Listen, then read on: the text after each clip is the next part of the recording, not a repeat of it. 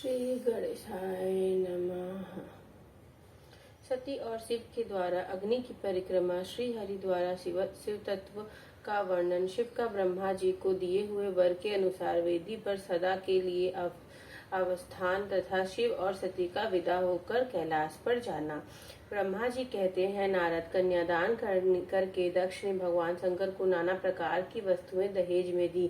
यह सब करके वे बड़े प्रसन्न हुए। फिर उन्होंने ब्राह्मणों को भी नाना प्रकार के धन बांटे।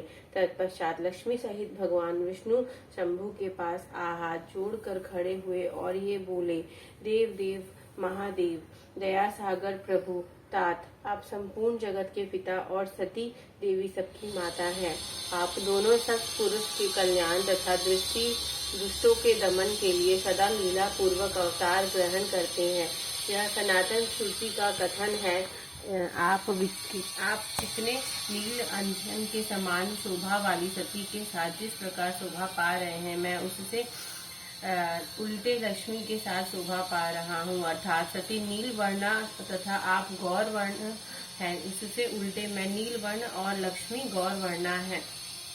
नारद, मैं देवी सती के पास आकर गुण गृह सूत्रों तक विधि से विस्तार पूर्वक सारा अग्नि कार्य कराने लगा। मुझे आचार्य तथा ब्राह्मणों की आज्ञा से शिवा और शिव ने हर्ष के साथ विधि पूर्वक अग्नि की परिक्रमा की। उस समय वहाँ बड़ा अद्भुत उत्सव मनाया गया। गाजे बाजे और नृत्य के साथ होने वाला वह उत्सव सबको बड़ा सुखद जान पड़ा। तदंतर भगवान विष्णु बोले, सदाशिव, मैं आपकी आज्ञा से यहाँ शिव तत्व का वर्णन करता हूँ। समस्त देवता तथा दूसरे मुनि अपने मन को एकाग्र करके इस विषय को सुने। भगवान आप प्रधान हैं और अप्रधान प्रकृति और उससे अतीत हैं। आपके अनेक भाग हैं, फिर भी आप भाग रहित हैं। ज्योतिर्मय स्वरूप वाले और परमेश्वर के ही हम तीनों देवता अंश हैं। आप कौन हैं, मैं कौन हूँ और ब्रह्मा कौन है? आप परमात्मा के ही ये तीन अंश हैं जो सृष्टि पालन और संहार करने के कारण एक दूसरे से भिन्न भिन्न प्रतीत होते हैं। आप अपने स्वरूप का चिंतन कीजिए। आपने स्वयं ही लीला पूर्वक शरीर धारण किया है। आप निर्गुण ब्रह्म रूप से एक हैं।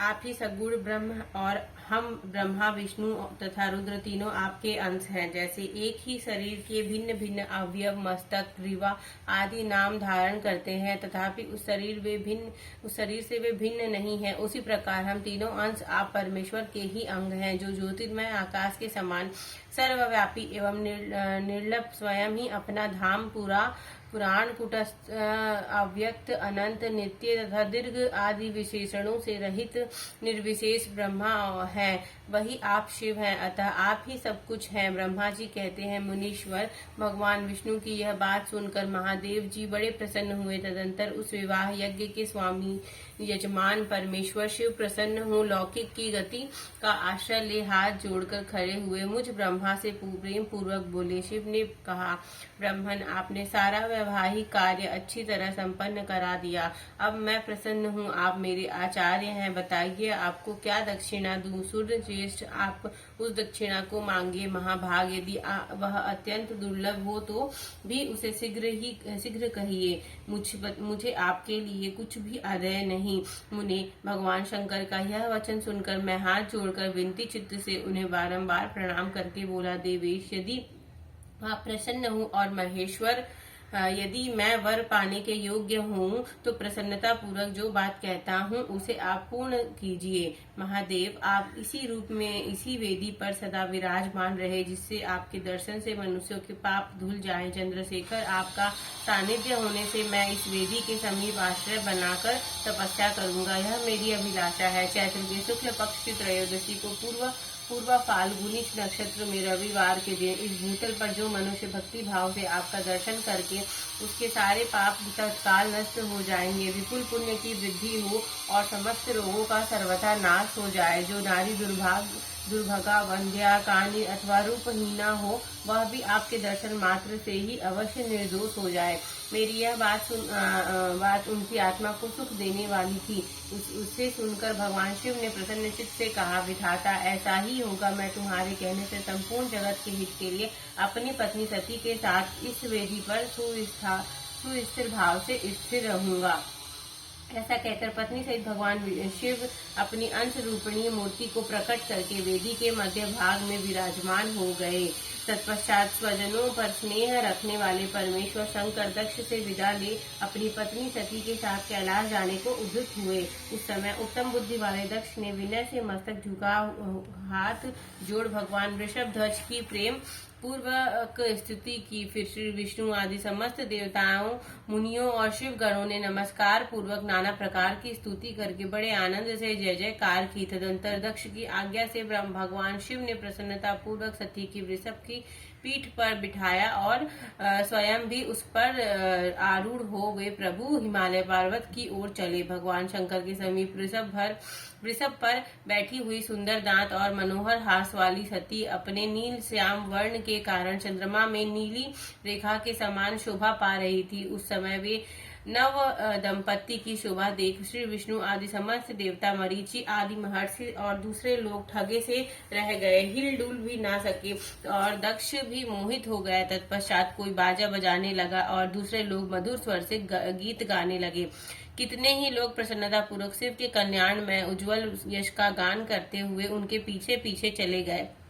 भगवान शंकर के बीच रास्ते से दक्ष को प्रसन्नता पूर्वक लौटा दिया और स्वयं प्रेमाकुल हो प्रथम गणों के साथ अपने धाम को जा पहुंचे। यद्यपि भगवान शिव ने विष्णु आदि देवताओं को भी विदा कर दिया था तो भी वे बड़ी प्रसन्नता और भक्ति के साथ पुनः उनके साथ हो लिए। उन सब देवताओं, प्रथम गणों और अपनी पत्नी सती के साथ हर्ष भरे शंभु हिमालय पर्वत से सुशोभित अपने कैलाश धाम में जा पहुंचे। वहां जाकर उन्होंने देवताओं, मुनियों तथा दूसरे लोगों को बहुत आदर सम्मान करके उन्हें प्रसन्नता पूर्वक विदा किया। शंभु की आज्ञा ले वे विष्णु आदि सब देवताओं तथा मुनि नमस्कार और स्तुति करके मुख पर प्रसन्नता की छाप लिए अपने अपने धाम को चले गए।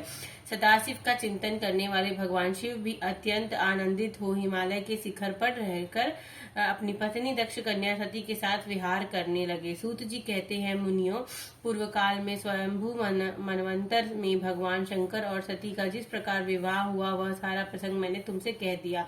जो विवाह काल में यज्ञ में अथवा किसी भी शुभ कार्य में आरंभ में भगवान शंकर की पूजा करके शांत चित्त से इस कथा को सुनता है, उसका सारा कर्म तथा वैवाहिक आयोजन बिना किसी विघ्न बाधा के पूर्ण हो जाता है और दूसरे शुभ कार्य कर्म भी सदा निर्विघ्न पूर्ण होते हैं।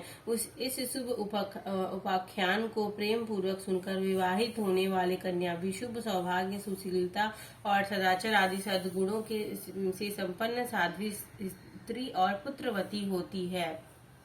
इसी तरह अध्याय 19 और 20 संपूर्ण होता है। हर हर महादेव की जय। काशी विश्वनाथ की जय। पार्वती पते की जय। सती माता की जय।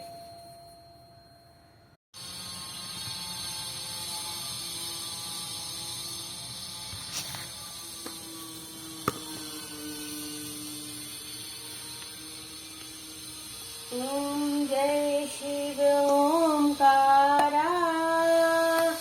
ओम जय शिव ओंकारा। ब्रह्मा विष्णु सदा शिव अर्धांगी धारा। ओम जय शिव ओंकारा। एकानन चतुरानन पंचानन राजे। हंसासन गरुणासन वृषवाहन साजे। ओम जय शिव ओंकारा। दो भुज चार चतुर्भुज दस भुज अति सोहे। त्रिगुण रूप निरखता त्रिभुवन जन मोहे।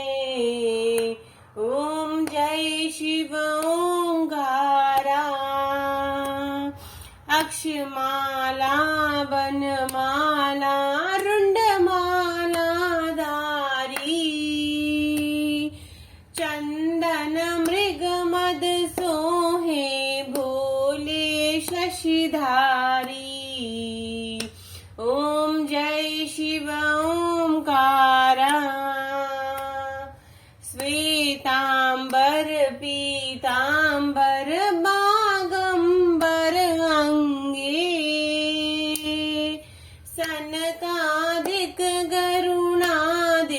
भूतादिक संगे।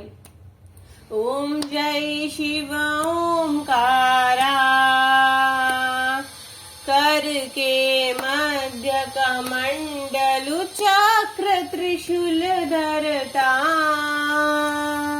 जग करता जग भरता, जग संहार करता। ओम जय शिव ओंकारा, ब्रह्मा विष्णु सदा शिव जानत अविवेका। प्रणवाक्षर मध्य ये तीनों एका। ओम जय शिव ओंकारा, काशी में विश्वनाथ विराजत नंदी ब्रह्मचारी। नित उठी भोग लगाए भोले शशि, महिमा अति भारी। ओम जय शिव ओंकारा, त्रिगुण शिव जी की आरती जो कोई नर गाए। कहत शिवानंद स्वामी मन वांछित फल पावे। ओम जय शिव ओंकारा, बोलो हर हर महादेव की जय, पार्वती पदे की जय। कर्पूर गौरम करुणावतारम, संसार सारम भुजगेन्द्रहारम। सदा वसन्तं हृदयारविन्दे, भवं भवानी सहितं नमामि। त्वमेव माता च पिता त्वमेव, त्वमेव बन्धु च सखा त्वमेव, त्वमेव विद्या द्रविणं त्वमेव, त्वमेव सर्वं मम देव देव। हर हर महादेव की जय, महाकाल की जय, काशी विश्वनाथ की जय, ओमकारेश्वर की जय।